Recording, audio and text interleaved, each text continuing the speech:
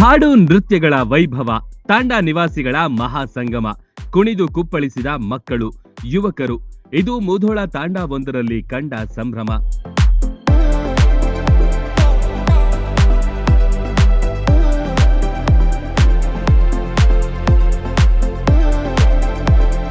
ಮುಧೋಳ ಆನಂದನಗರ ತಾಂಡಾ circuit number 2 ನಲ್ಲಿ ವೆಂಕಟೇಶ್ವರ ಮತ್ತು ದುರ್ಗಾದೇವಿ ಜಾತ್ರಾ ಮಹೋತ್ಸವ ಆಯೋಜನೆಯಾಗಿತ್ತು. ಈ ಪ್ರಯುಕ್ತ ರಸಮಂಜರಿ ಕಾರ್ಯಕ್ರಮ ನಡೆಯಿತು. ಯುವ ಮುಖಂಡರಾದ ವಿನಯ್ ಆರ್ ತಿಮ್ಮಾಪುರ್ ಅವರು ಆಗಮಿಸಿದ್ರು.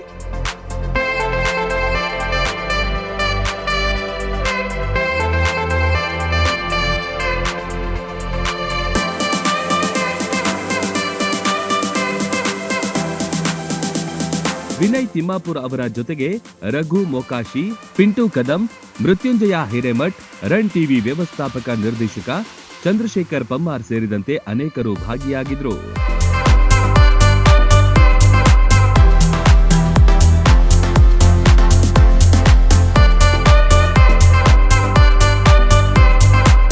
ವಿನಯ್ ತಿಮ್ಮಾಪುರ್ ಅವರು ದೀಪ ಬೆಳಗುವ ಮೂಲಕ ಚಾಲನೆ ನೀಡಿ ಶುಭ ಹಾರೈಸಿದ್ರು.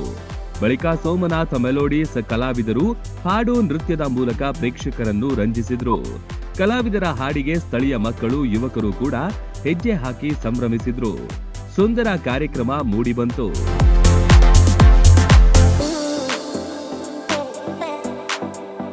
Run TV news, Mudhol.